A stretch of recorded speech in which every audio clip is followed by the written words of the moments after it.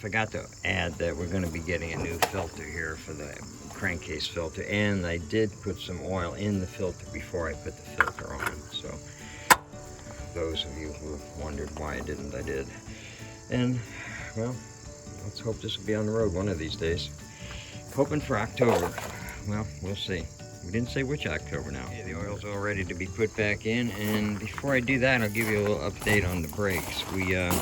Last night we changed the front brakes. Both wheel cylinders were froze up and rusted, so we changed those. The shoes were like freaking new. Of course, they're asbestos shoes. And the gas tank's back in the trunk. We haven't connected the filler yet because I want to do a little more cleaning out and see if it holds up. It's been patched and everything. We'll see if it holds up. I found that you can buy new ones on eBay, but they're quite pricey. They're about 300 bucks. So we're going to try this with a couple of filters in line, see how it works for a while, and if it doesn't, if it gives frustration, new ones are going to be on the way. And there's the original spare tire still in the car, back in the car. And that's about all we did so far. So let's get the oil back in the car and maybe today do the back brakes. Who knows? See what today brings.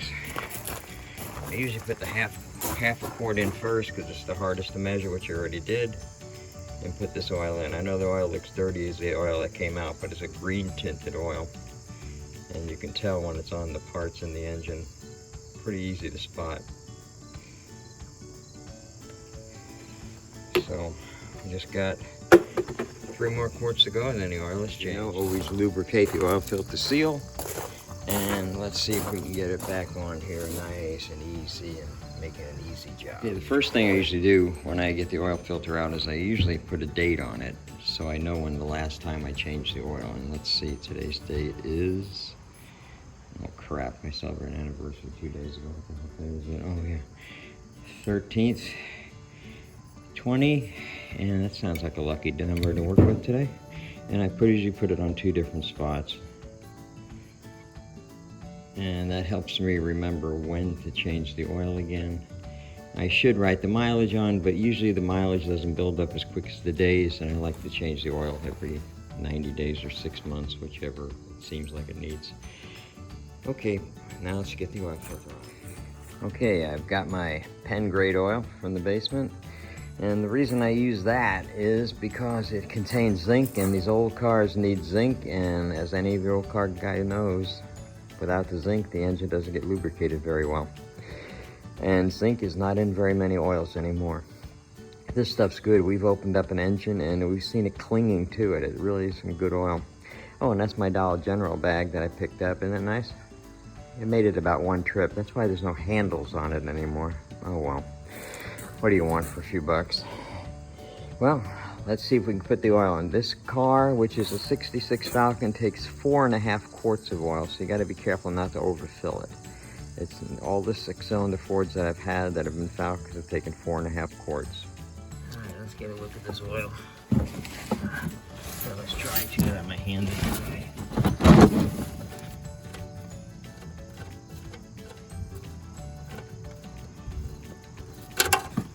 Oh, isn't that nice? Oh my gosh, that's dirty. That is some dirty oil. Yeah, time to go down the basement and find some new oil.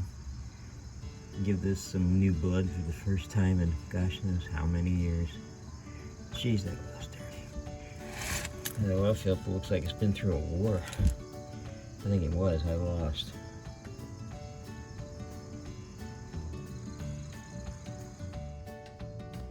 Went and picked up an oil plug persuasion tool. You can get this at any local hardware store.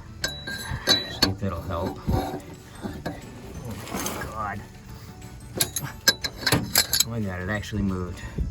Now let me get the rest of the way and see how beautiful this oil looks. Got a lovely looking oil pan. Oh my, that's gonna be left sanded and painted back up, and there's the oil plug. Here's a tip. You should get a pencil and paper right now to write this down. If you're gonna change your oil, you got a pen? Okay, good. You'd like to change your oil more often than every 20 years. I think it'd be a lot better for you. Oh, here we go. Another project from hell. Let's get this oil plug out. I noticed the oil plug is very rusty, so I'm going to try a socket instead of a wrench on it to get a better grip. And since our sockets are so nicely arranged and so easy to find, it shouldn't be a problem to find a 7/8 socket in this organized clutter here. Oh yeah, it shouldn't take more than a day or two. Let's see here, 7/8. Well, I think I'm going to need 2 hands for this job. These 6 cylinders, you can usually reach the drain plug from up above, but I don't see it real good right now, so I'm going to get underneath, find a wrench, and proceed from there. Now this is where the carburetor used to be, and it will be back on there today, hopefully. Looking for a filter and a fitting, or a fitting to bypass the filter and put our own filters in that are clear so we can see what's going on with the gas tank.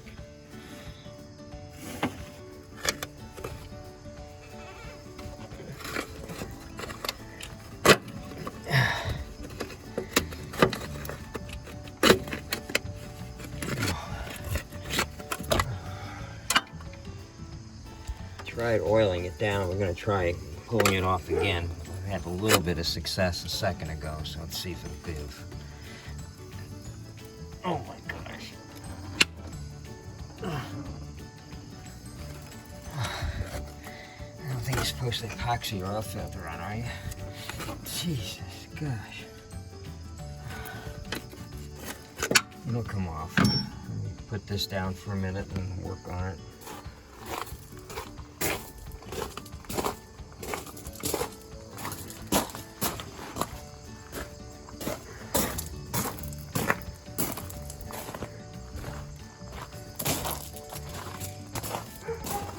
Yep, and here's the oil filter from hell. I've already mutilated it.